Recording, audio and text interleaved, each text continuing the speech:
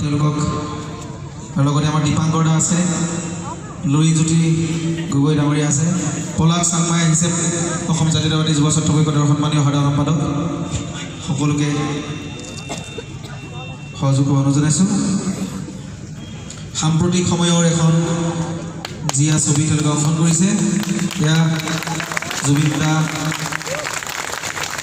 দীপাংকৰ দা, পলাশ দা সকলোৱে আনুষ্ঠানিকভাৱে আজি উন্মোচন কৰিছে।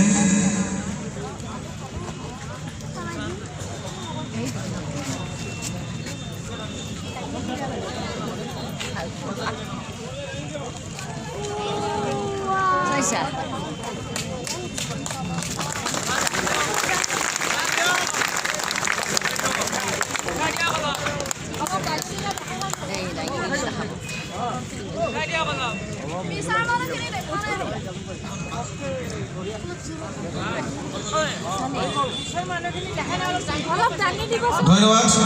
আৰু ইয়াৰ পিছত আমাৰ আজি প্ৰতিবাদী কাৰ্যসূচী জুবিন দাক শুভাৰম্ভ কৰিব। আমি তাৰ আগতে আমি পলাশ দাক, অসম জাতীয়তাবাদী যুৱ ছাত্ৰ পৰিষদৰ সন্মানীয় সাধাৰণ সম্পাদক পলাশজ্যোতি চাংমাই আহিছে, তেখেতক দুআষাৰ বক্তব্য আগবঢ়াবলৈ আহ্বান জনাইছোঁ। অসমীয়া জাতিৰ সমন্বয়ৰ প্ৰতীক ডক্টৰ ভূপেন হাজৰিকাৰ সমাধি ক্ষেত্ৰত সমবেত হোৱা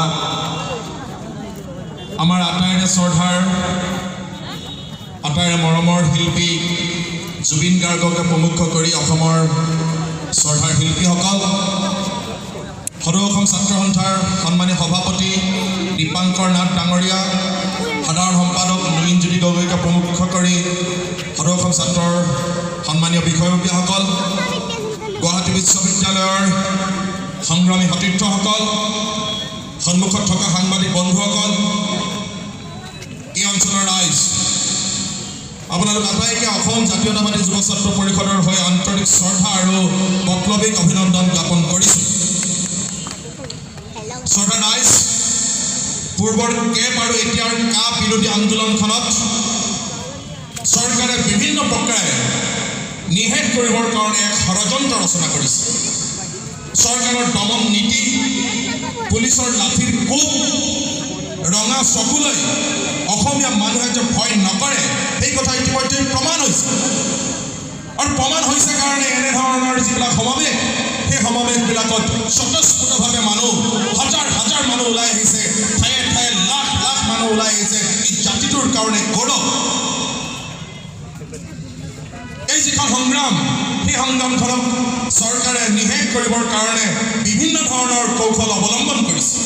প্ৰথম অৱস্থাত আপোনালোকে দেখিছে যে শাসক দলৰ যিগৰাকী বিজেপি দলৰ সভাপতি ৰঞ্জিত দাসে কৈছিল যে এই যিখন সংগ্ৰাম, এই সংগ্ৰামখনত বিশেষ এক শ্ৰেণী মানুহ জড়িত হৈ আছে, যি শ্ৰেণী মানুহ, যি সম্প্ৰদায় বা যি ধৰ্মৰ মানুহ পাচলি বেপাৰীৰ লগত, কণী বেপাৰীৰ লগত, মাছ মাংস বেপাৰৰ লগত জড়িত, তেনেধৰণৰ এক সাম্প্ৰদায়িক মন্তব্য প্ৰকাশ কৰি এক সাম্প্ৰদায়িক ৰূপ দিবলৈ চেষ্টা কৰিছে।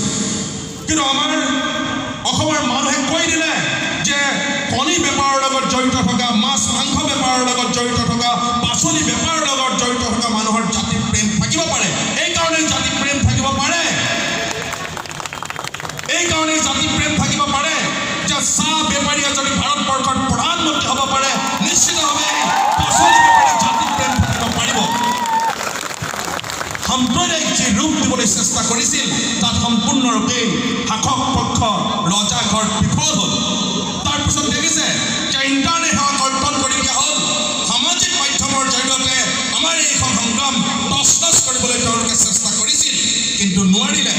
তেওঁলোকৰ দ্বাৰা আমাৰ পেছাগত প্ৰফেচনেল IT চেল, গোট বা কোষ নাই জাতীয় জনগোষ্ঠীয় সংগঠনসমূহৰ, কিন্তু অসমৰ ছাত্ৰ সমাজে, অসমৰ শিক্ষিত যুৱক যুৱতীসকলে এনেধৰণে সামাজিক মাধ্যমত উত্তৰ দিলে